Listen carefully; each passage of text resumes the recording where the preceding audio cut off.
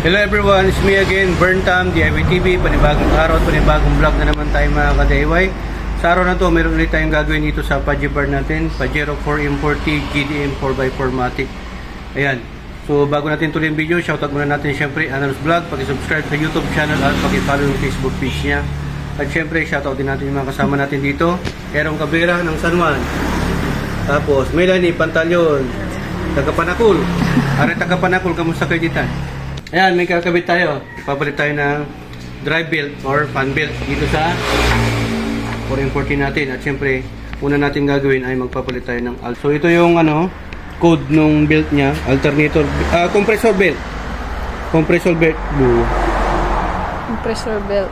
Compressor belt po yan mga ka-DIY ng Pajero 4M40. So yan po yung size niya. Yan. Ito yung code niya. At ito yung brand, Gates. Dito naman sa fan belt natin o alternator belt, yan po ang brand na ginamit natin, Bando 9.5 by 975. Disclaimer ko lang po, hindi po tayo sponsor ng mga belt na to o product na to. Ito lang po yung mga isa sa mga ginagamit natin. So para hindi na tayo magtagal. So ayan mga ka-DIY, kaya ako tayo magpapalit ng fan belt o alternator belt o drive belt. Daming tawag ito sa 4M40 natin. Yan, naputulan po tayo. Ang daming arte kasi nitong Pajero na to. Ang dami na namin pinalit yan o. Pakita mo, isa na lang natira. Yan o. Isa na lang natira. Naputol yung banda ron mga ka-DIY. So tatanggalin pa natin yan. So ayan, nagpalit kami nito mga more or less 3 to 4 years na rin yata o 3 years. Tagal. Matagal-tagal na rin. May kilometer po kasi to bago natin palitan. Pero nakalimutan ko kasi yung kilometer. Pero makikita nyo naman kung sakaling may crack na ilalim, kailangan ng palitan. At pagka, yan, pwede pa naman gamitin yan. Pero syempre pag aakyat kayo ng mga bundok, ganun, uphill, syempre mag-prepare yung makina, hindi pwede na isa lang yung build. Kasi dalawa po talaga to. Unlike doon sa 45.6 na makina, isa lang po, pero mas magapal po dito yung build nya. Ito, manipis po kasi. Kaya dapat dalawa yung build. Okay? So papalitan natin yan bago natin palitan. Bago kasi natin matanggal tong drive belt na to, alternator belt, kailangan tanggalin pa natin yung compressor belt niya, yung para sa aircon. Kasi nandito sa loob, nandito sa loob. Nakaharang mga ka-DIY yan, nakaharang. Pagkatanggalin natin, nakaharang yung belt ng compressor. So tatanggalin muna natin yan. Yan ang unahin natin. Okay, natanggalin bago tayo. So, yan mga ka-DIY. Ang sinasabi ko sa inyo, hindi mo pwedeng palitan to nang hindi mo tinatanggal yung compressor belt na yun. Kailangan luwagan yan, tanggalin natin yan. So dadami na lang natin.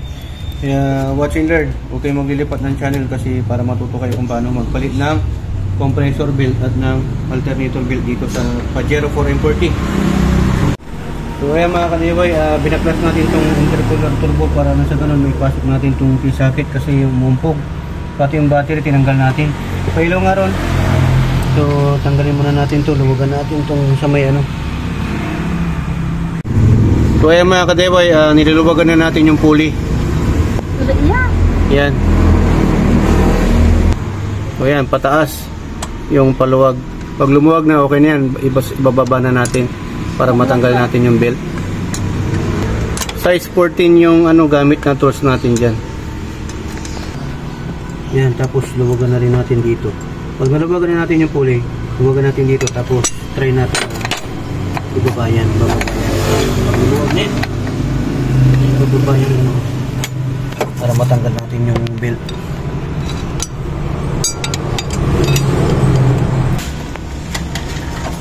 Yan, malapit na. So, pag naluwagan nyo na itong unang luluwagan nyo dito, itong pulley, huwag masyado maluwag.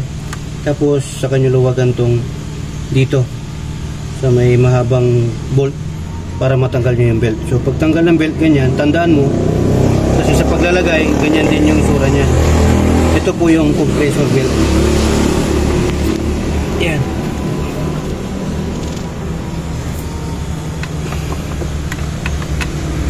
Yun. Ganyan yung sura nya mga ka-DIY. Natin yung pangalan. Burado na. Nabura na yung pangalan mga ka-DIY. Ay, ito. Yung band. So, ganyan yung isura yung pinaglagay nila. Pero dapat, kasi ang paglalagay niyan, ganito. Dapat ganyan yung paglalagay niya. So, kung mapapansin nyo, check natin kung may mga bungi na. Tapos may mga crack. Yan yung pag-check. Bungi, ibig sabihin na wala ng ngipin. Parang sa tao. Ayun. Bungi na, oh. Wala na yung isa dito, tapos dito. Diba? So, mali na yung ikot niyan. Kadalasan, nasisira to dahil sa, yan, oh, punit na rin. Yung sa sidings niya. Napapatakan ng langis. Ito yung napatakan ng langis. So, ayan, dito na tayo sa may alternator belt. Parap dito sa kaliwa. Yan ang luwag. Luwagan muna natin. Ang ilaw, master. Kailangan kasi na maluwagan muna to kasi pag ito ang inano natin, hindi rin siya aalis. Maganda sana kung may power tools tayo, mabilis lang to. Ayan, tapos luwagan na natin to. Iusod natin. Kailangan ng ano. Ayan, pag natanggal na yan, pag naluwagan nyo, tanggalin nyo ng ganyan. Tapos ito, iurong natin doon. Medyo mahirap pa yan. Ano natin ng kunti ng ano, tubo. Yan, kailangan natin iusog yung alternator doon para matanggal natin yung belt.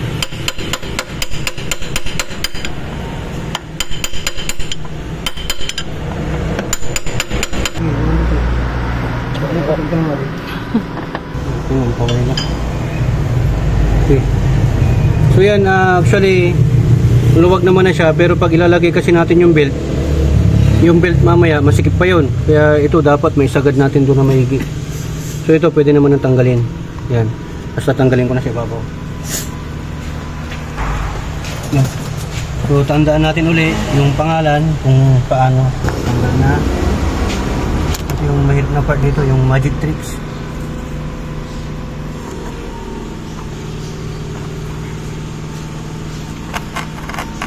Yan yung, yan tama.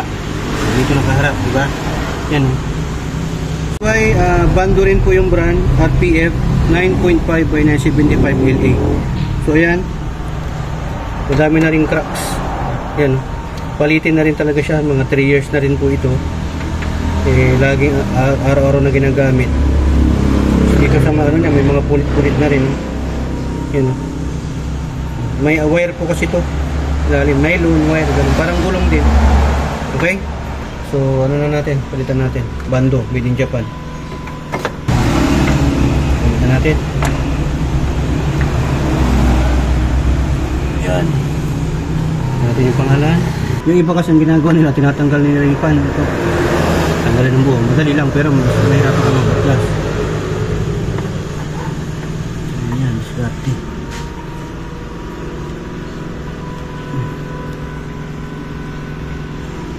Tapos ito, itatapat natin sa tanggalin natin yung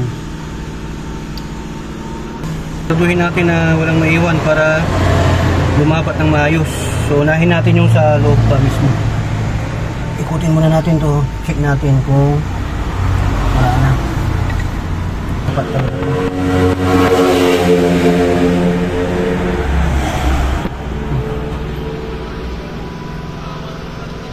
Ito na sinasabi ko sa inyo. Kailangan itulak.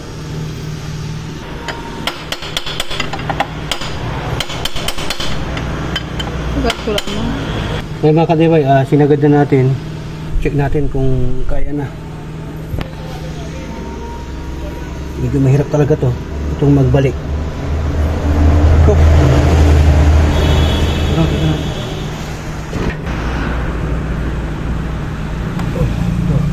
Iikot mo yung puli.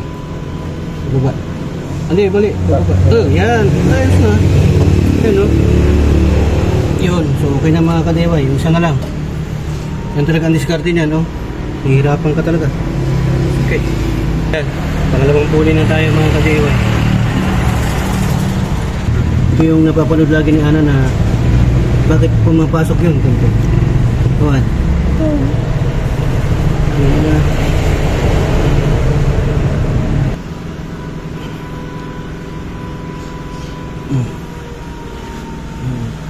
Pantay mo dun sa ilalim, Ron.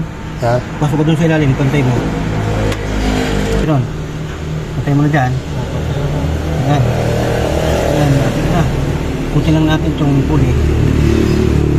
Pasok mo. Ayan. Pasok na. Ito ngayon, make sure na pantay yan ha. Lapat ha. Lapat ka. Yan, kakalsuhan natin dito para bumaba naman siya ngayon. Yan.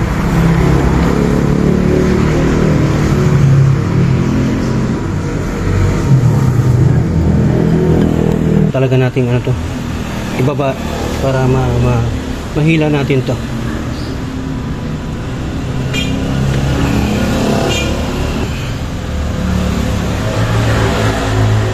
Tapos ilalagay na natin to. Ba't ito nagkakontra? Makikita na natin. Sigurado o lapat? Check mo mga ganun pa. Yan, lapat na po sa, sa baba. Lapat. Okay? Tara. Okay, so yan po yung naputulan na nakaraan, yung isa sa may alternator belt.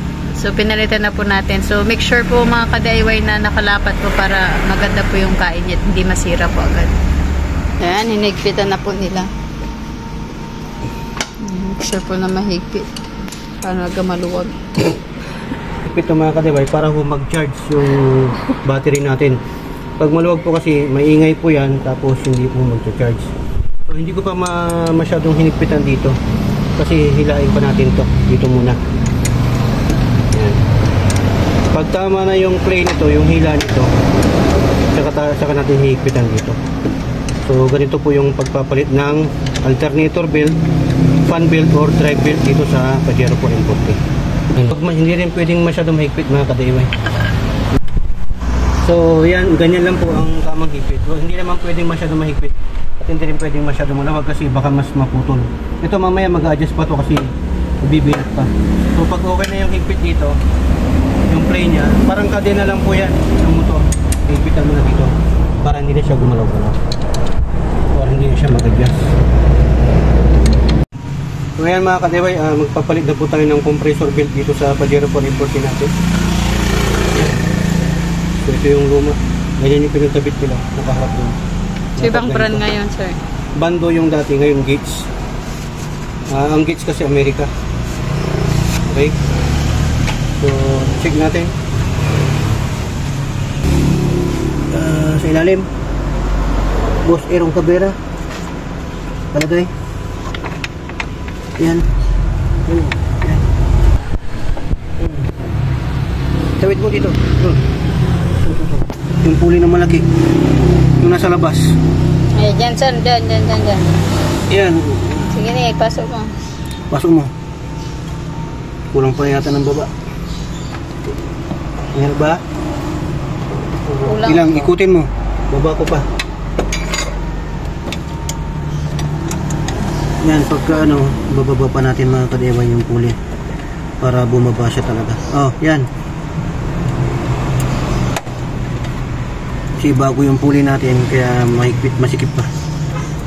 Yun. Tama. Kulang. Yun, bumaba na ron. So, nahirapan tayo mga ka-DIY dito sa compressor belt. Ang gagawin na lang natin, luwagan ko na lang ito ng maigi. Ilaw-law ko na lang para kahit na matanggal, ibalik na lang natin. Para may natin yan. May shoot natin. Yan, so nailagay na ni Boss Aaron saka ni Analos Vlog mga ka-DIY yung compressor belt. Higpitan na po natin. Hindi po kasi natin kailangang babaan ng masyado itong pulley, yung adjuster niya kasi mahuhulog yan mga ka-DIY. Mahirapan tayo mag-shoot niyan. Yan, so itataas na natin tapos i-check natin. Lumapat na yan, di ba? Make sure na nakalapat talaga yan. Dito kasi higpit na yung belt mamaya. Check natin yung belt. Yan. Kulang pa na higpit. Kunti pa. Tsaka pa-final na natin yung higpit niya. Yan, so higpitan na po natin mga ka-DIY.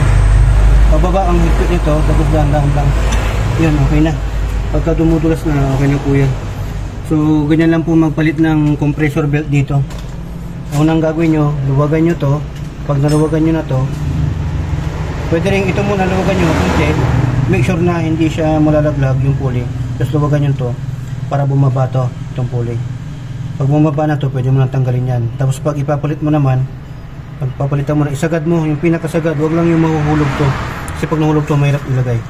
Mas maganda yan kung gusto nyo para kahit na para maisagad nyo to sa pagpapalit kasi masikip yung belt. Palitan nyo ng tornilyo na napakahaba. Yung tornilyo mahaba para kahit na sagad mo yung adjust, hindi malalagay. So yan, lagyan natin yung battery mga ka-DIY. Lagyan mo na boss. Pasay dyan. Oo.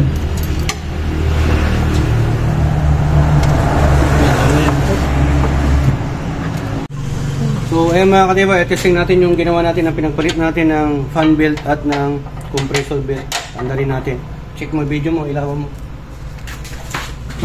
Ayan, check po natin mga ka-DIY kung tama po yung ginawa natin.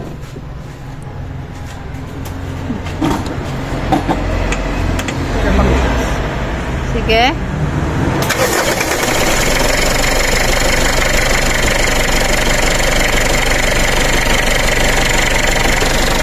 Natin. Tama yung ikot. Nawawala naman yung pula doon eh. Pag maganda yung ikot, ibig sabihin, nag-charge yung battery. Tignan natin. Yan. Ulitin ko ulit. Bago natin isisindi, lalabas yung mga pula dyan. Yan. Yung sign ng battery, yung oil, tapos yan, filter. Ayan. Dapat mawawala yan pag pinandar natin. Meaning to say, nag-charge tama yung belt. Masikip. Yun, natanggal. Yan, dapat ganun. Pati yung 80 matatanggal yan. Yan yung langis ng automatic transmission. Okay?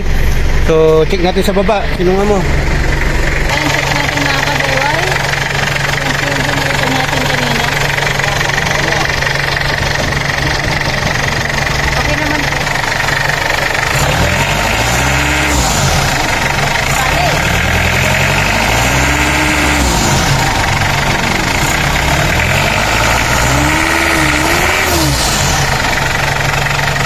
So ayan mga ka-DIY, okay yung pinaglagay natin ng fan belt or drive belt or alternator belt na tawag nila.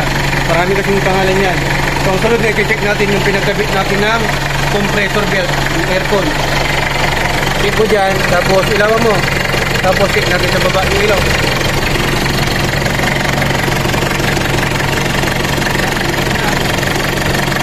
Sige. Ayan, ito po yung sa may ibabaw niya. Check natin sa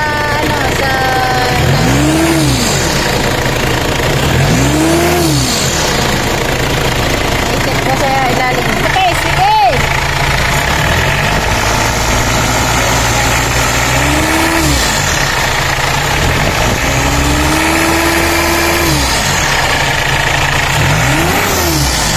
Good.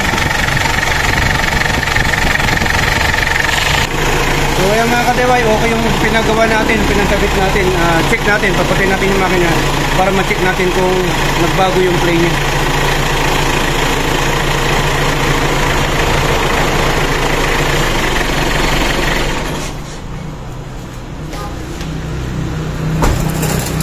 So ayan, dito natin mag-check. Dito sa kabila. O drive belt. Yan, okay naman, masikip pa. Dapat ganyan, hindi magbabago. Kung magbabago mo yan, siguro mga 3 months mag-a-adjust uli yan. Adjustan nyo lang dito para humigpit siya. Tapos itong isa naman, check natin. Ayun, tama lang yung hipit. Ang ganda ng pinagawa natin mga ka-DIY. Okay. So, ayan, ganun lang po yung paggagawa. Mas maganda may kasama po kayo mga ka-DIY sa pagkabit kasi doon sa may compressor belt, medyo mahirapan po kayo. Suggest ko, baan nyo yung tornilyo para kahit na ipagsak mo yung adjuster para mas madaling maipasok doon sa malaking pulley, diba? Sa may crankshaft pulley, yung compressor belt para hindi ka mahirapan. Tapos, siyempre, ingat lang po kayo sa pag-DIY dahil dito sa SPT, dalawa lang po aminin ng DIY. Do it yourself at destroy yourself. Dito sa SPT, natuto ka na, nakatipid ka pa dahil sa SPT. Sharing is? Caring. So, shoutout muna natin, yung makasama natin, kaway-kaway.